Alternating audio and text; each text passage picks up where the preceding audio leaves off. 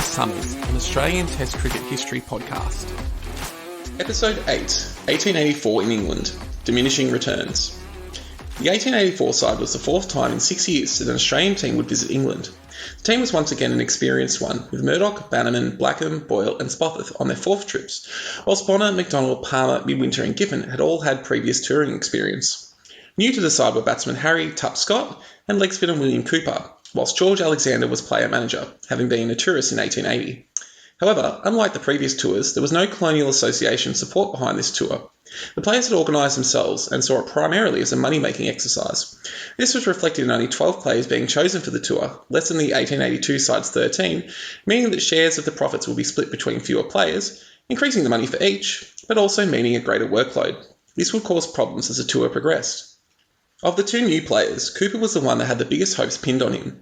He had played one test against Shaw's side in 1881-82, taking 9 wickets in the Australian 7-wicket win of the first test of that tour, but hadn't played since.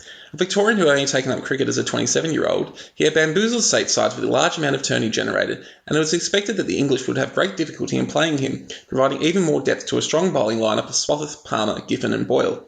However, on the trip over, he injured his spinning finger and, despite surgery, was unable to take a meaningful part in the tour, only playing in 6 of the matches and none of the tests. This would mean that the other 11 players would have to play the majority of games without a rest, although Alexander would fill in some matches. It would also delay the English nightmare with Victorian leg spinners by over a century. The tourists arrived in England at the end of April. To heighten the money-making opportunities, they would cram 32 matches into 5 months, with their last game taking place in the middle of September. The majority of the matches were against the county sides, who had offered the Australians 50% of the gate takings to get them to play. Whilst this was a high amount, it was offset by the popularity of the Australians, who were almost guaranteed to draw a large crowd and still make the local county a profit. It would be the issue of gate takings, however, that would drive a wedge between the tourists and the English as the tour progressed. The first match of the tour was played against Lord Sheffield's 11. The Lord had put together a strong side, including George Ulyett, Arthur Shrewsbury, Alfred Shaw, as well as W.G. Grace as captain. However, despite being fairly fresh off the boat, the Australians dispatched them by an innings. Power and Giffen were the only bowlers required, each taking 10 wickets for the match, whilst Bannerman outscored the English first innings with his own 94. This match would establish a tradition that would last for over a century, where Australian touring sides' first match would be against Lord Sheffield's 11. Half the tour matches will be played before the first test in July, mainly in the north of England, although they would return to London for some matches against Surrey and the MCC. At Lord's, the MCC got some revenge for the famous match from 1878, defeating the Australians by an innings. Centuries to Grace, Alan Steele and William Barnes saw the home side post 481, whilst the Australians posted 2 scores in the 180s. Grace demonstrated his all-round ability by adding 7 wickets for the match as well as his 100. In the next match, the Australians relived somewhat their efforts from that famous match by defeating an English 11 in a day by 4 wickets. Spofforth took 14 wickets for the match, including an astounding 7 for 3 in 35 balls in the second innings. Overall, of the 16 matches played prior to the first test, the Australians had won 10 and only lost 4. The opening test was the first to be played in England outside of London, with Old Trafford in Manchester being selected to host.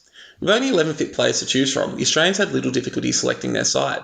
There was controversy for the English, however. The home association, in this case Lancashire, had the responsibility for picking the side.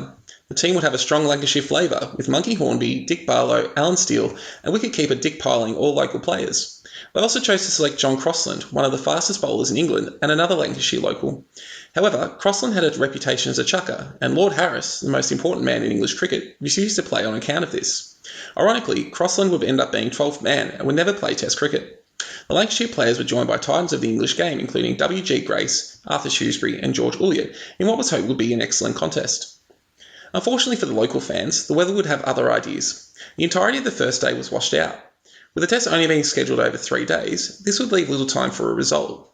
Despite the rain, the English captain Monkey Hornby won the toss and chose to bat, opening with himself and W.G. Grace.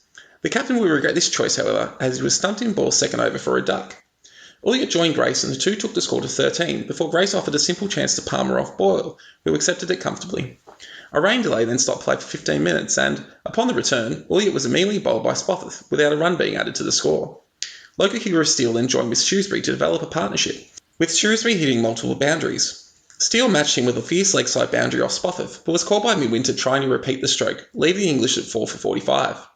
Shrewsbury was handling conditions expertly, and whilst he was at the crease, the English had a chance of posting a decent score. He joined with Bunny Lucas to develop another partnership, hitting Boyle for another boundary to bring up the team 50 after only 55 minutes of play.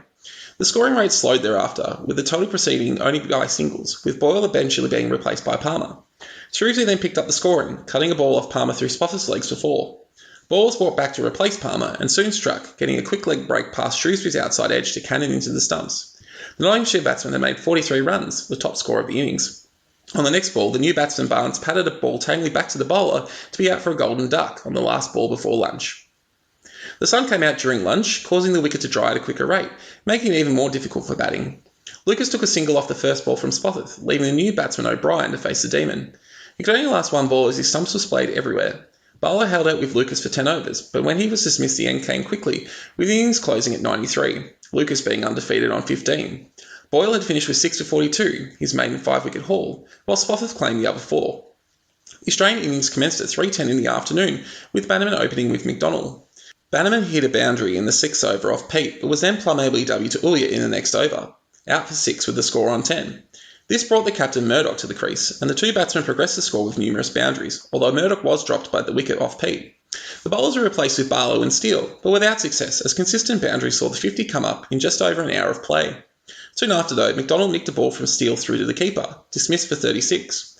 Given joined his skipper and continued the high rate of scoring, starting strong with an off drive for 4. Murdoch offered another chance at point, but was then taken at the same position soon after, out for 28. Giffen fell soon after, leaving the Australians at 4 for 90. Midwinter then made use of his extensive knowledge of local conditions from years of playing in England, playing the bowling comfortably. He stood tall as wickets continually fell at the other end. Bonner hit a ball into the crowd off Pete, but trod on his stumps next ball, becoming the first player dismissed hit wicket in a test match. Blackham was LBW to Steele for 8, whilst Tup Scott was dismissed by the doctor for 12 in the last over of the day's play. Midwinter was undefeated on 29 as the Australians' score stood at 7 for 141, a lead of 48. With only one day left, the Australians were seemingly the only side who could force a result. The rain stayed away for the commencement of the final day, with Palmer joining Midwinter at the crease. The English bowlers kept the score from accelerating too quickly and created a chance where Midwinter left his crease, only for the keeper piling to miss the stumping opportunity. Over 100 balls in the morning passed with only 8 runs scored before Midwinter started to attack, lifting Pete over cover for a boundary, was soon after caught at point by Grace off Ulyett for 37, the top score of the innings. Spofforth came and went for 13, whilst Ball was last man out, bowled by Ulyett for 4, leaving Palmer 14 not out.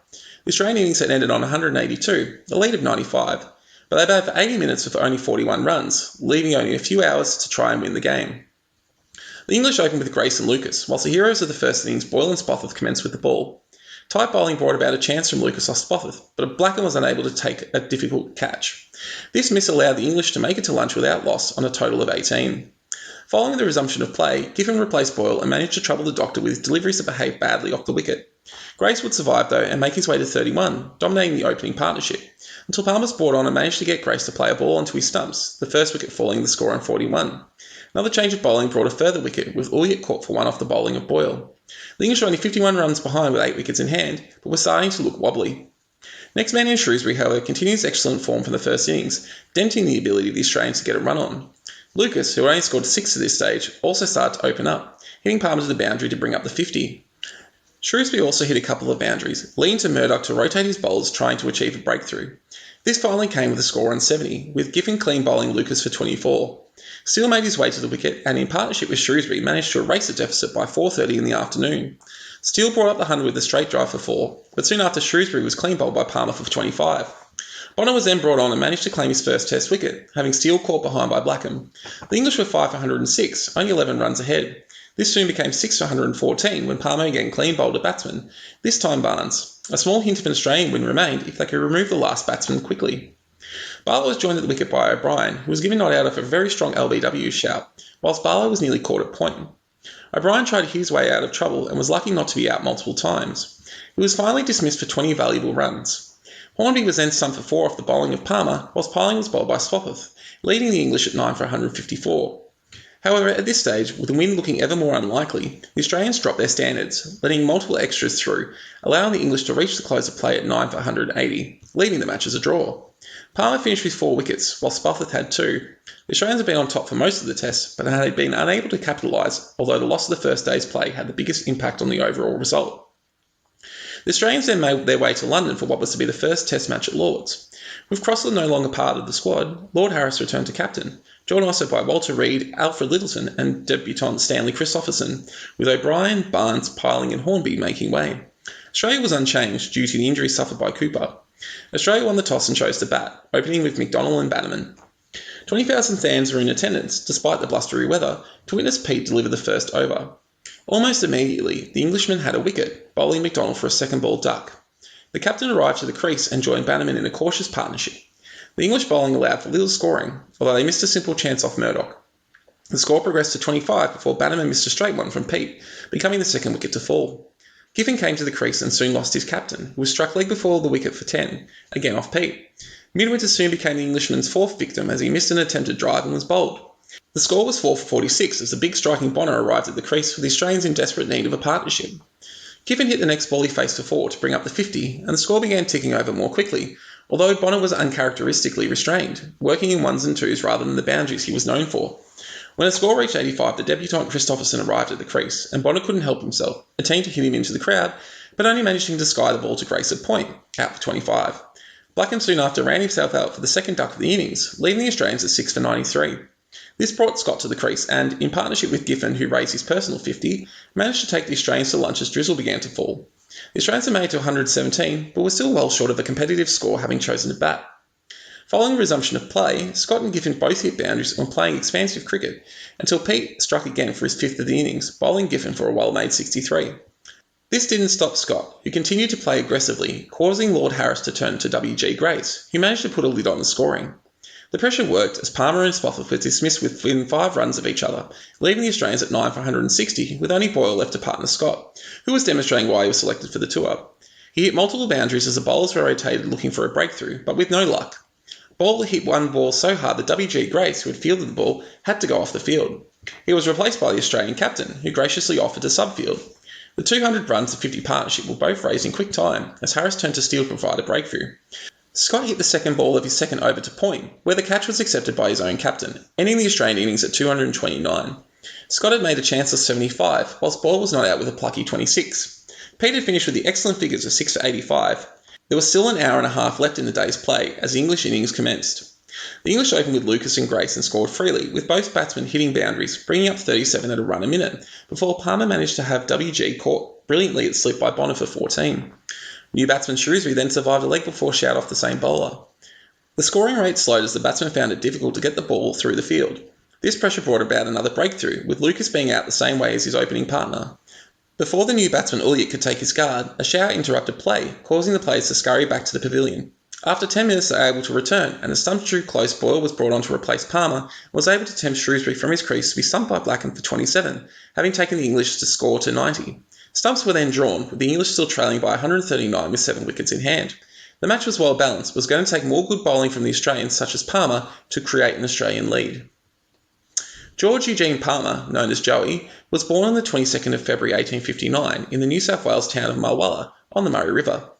Bowling fast-medium cutters and off-spinners, Palmer made an immediate splash on his first-class debut, taking match figures of 9 for 94 in a match for New South Wales against the touring English led by Lord Harris. It was this performance that saw him selected for the 1880 tour, with his debut coming in the inaugural test in England. While Spofforth generated the headlines for Australia, Palmer was only slightly behind as the premier Australian bowler and often starred, twice taking 7 wickets in an innings against the English at home in both 1882 and 1883. He was a consistent tourist to England, with the current tour being his third, having also toured in 1882, where he took 100 wickets in the first-class matches, was injured just before the test match where the myth of the Ashes was born. He was back in 1884 to make amends for missing that famous test. Play resumed the following day at 11:30, and again, the lure of excellent cricket drew a massive crowd, another 20,000 being recorded. Steele was a new batsman and joined Elliott in developing a partnership, building the score onto 120 before Palmer struck again, yorking Elliott for 32. Spofforth soon after then knocked the middle stump of the English captain out of the ground to leave the English at 5 for 135. Steele, however, was batting superbly, hitting numerous boundaries and handing all the bowlers with ease. He found able support from Barlow, who continued to turn the strike over. Steele brought up his 50 before the English 200 was raised at 1:35 in the afternoon. Barlow survived an appeal for caught behind, and the two batsmen managed to proceed until lunch was taken, having passed the Australians' first innings score and moved on to 231. Steele was on 77 not out and looking likely to reach his second test century. Upon resumption, Bonner was tried first up. His first ball was turned for 2 by Barlow, but he guided the second ball to slip to be out for 38. The partnership had raised 98 runs and put England in the box seat. Steele then partnered with Reid and continued on, bringing up his century in just over 3 hours of batting, well received by the large crowd. Palmer returned to the crease and managed to bowl Reid for 12, his fourth wicket of the innings, but Littleton then combined with Steele to take the lead to over 100. The two put on 75 runs before Palmer managed to spin one past Littleton's defences to have him bowl for 31. Steele, left with the last 2 wickets, decided to hit out. He was missed by McDonald at long off, taking his score up to 148. With 150 in sight, he was bowled next ball, with Palmer finally getting his man. His innings had lasted for almost 4 hours and included 13 boundaries, taking the game well away from the Australians. Some late hitting from Christopherson saw the score raise to 379 before Spofforth claimed the final wicket. Palmer finished with 6 for 111 off 75 overs, but it lacked bowling support from the other end to capitalise on his incisiveness. Trailing by an even 150, the Australians opened with McDonald and Bannerman. They started comfortably, with McDonald doing the bulk of the scoring, until the century-maker Steele was brought on to bowl. To capitalise on his great day, he took the first wicket, bowling McDonald for 20 with the score on 33. Murdoch arrived and helped take the score quickly to 50 before the bowlers tightened the screws, with the pressure eventually seeing Murdoch dismiss, caught at forward short leg for 17, whilst Bannerman was out caught and bowled for 27 soon after, with both falling to Ulyett. Giffen and Bonner had the job of seeing the Australians through the stumps. However, in the last over of the day, Bonner slapped a straight dive back down the pitch, only to be brilliantly caught and bowled by Ulyett, his third of the evening. The Australians ended the day at 4 down for 73, still 77 runs short of making England bat again. The Australians had a major uphill battle on a wearing pitch ahead of them as Scott joined Giffen at the wicket. Scott got off to a good start, scoring 10 in as many minutes, but Giffen was then dismissed by Ulyett with the score at 83. Ulyett then clean bowled Winter and managed to cause the retirement of Blackham, who was badly hit on his hand. The Australians were now effectively 7 for 94. Each of Palmer, Spofforth and Ball managed to make it double figures, but each time a partnership with Scott was developing, they would lose their wickets, with Scott being undefeated on 31 when the innings ended at 145. England won by an innings and 5 runs, whilst Ulyett, the second innings star, recording the exceptional figures of 7 for 36, his test best. With only one test left and leading by 1-0, England had already retained the Ashes won by Ivo Bligh's team back in 1883. The Australians still had an opportunity to level the series, with the third test commencing 2.5 weeks later at the Oval. In the lead-up to that test, it was revealed in the local London papers that, unlike in other matches that tour, the Australians had received the entire proceeds of the Lord's Test, well over £1,000.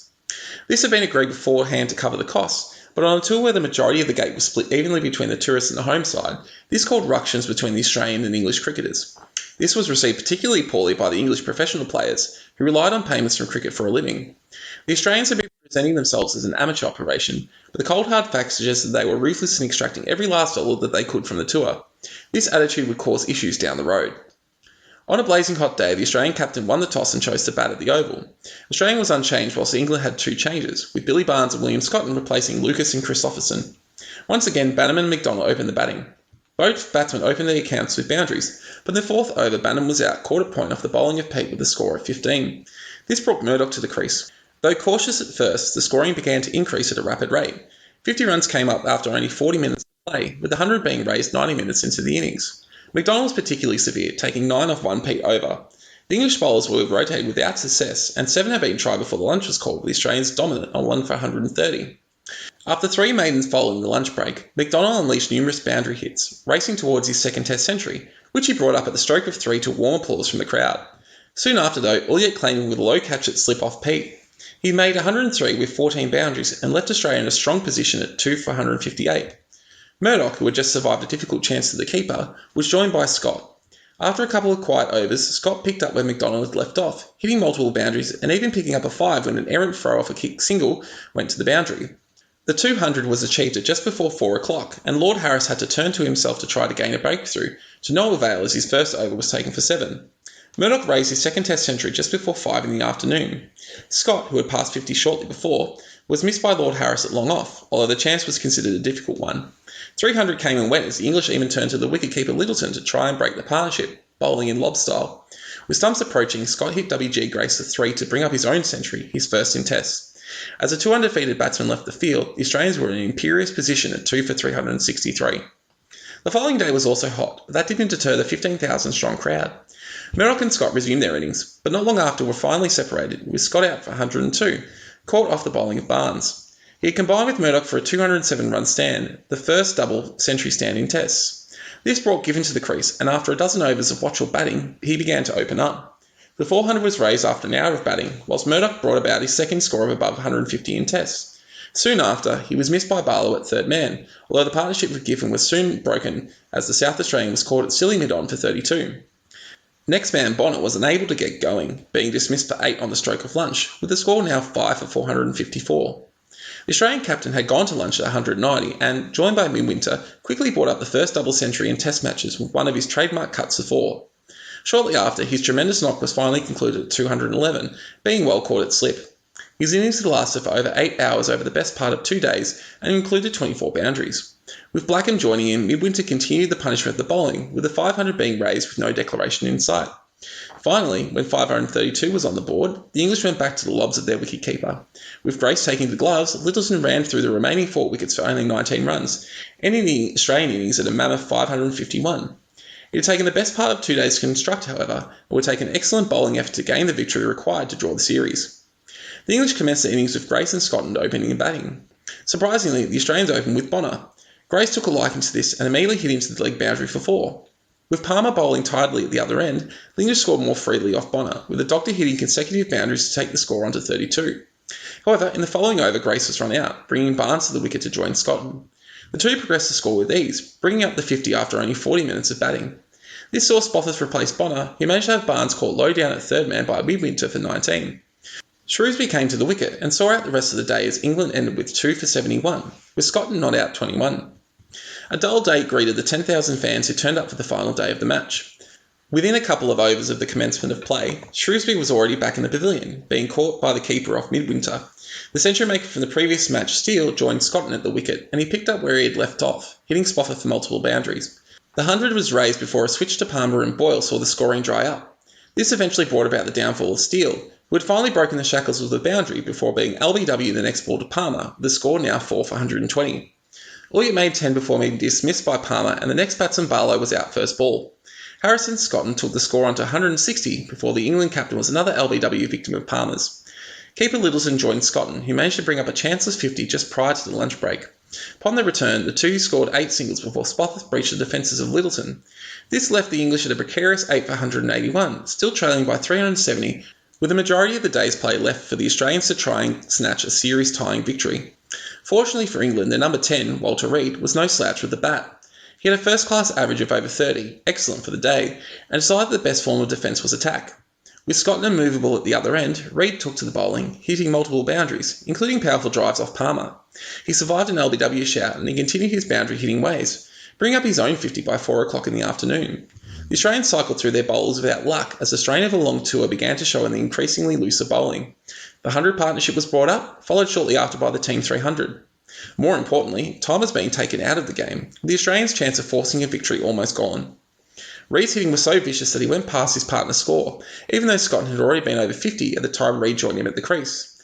The Australians turned to their 7th bowler, Scott, and Reid took advantage to hit him to long off for 4, bringing up his century in just under 2 hours. Shortly after, though, Scotland's 5.5-hour innings was ended when he was caught at mid-off for 90. He had stood tall as the other batsmen fell around him and provided the security that Reid needed at the other end to go on his blistering rampage. The final partnership put on another 15 runs before Ball finally dismissed Reid, bowling him for 117. This had come in 155 balls and included 24s and had all but guaranteed a draw. The English innings had ended at 346, still behind the follow-on mark, with only an hour of play remaining. Barlow and Littleton commenced the innings with the opening partnership for 22, before Littleton was bowled by Boyle. Shrewsbury came to the crease and played a delightful little cameo, demonstrating why he was one of the highest-rated batsmen in England, hitting 8 fours in his 37 off only 33 balls, before he was caught by Scott off Giffen. Lord Harris joined Barlow, and the two saw England safely through to close shortly after, with the match ending with the English on 2 for 85. England maintained the supremacy over Australia and won by Ivo Bligh on the previous tour to Australia, although it would be fair to say that Australia had the stronger performances in both the drawn tests. Without rain washing out the first day in Manchester, there was a good chance that Australia would have drawn the series. This match ended up being Lord Harris's last appearance as a test player for England. He would remain a key figure behind the scenes for many years to come, however, and would later play a key role in the establishment of the Imperial Cricket Conference, the forerunner of today's International Cricket Council.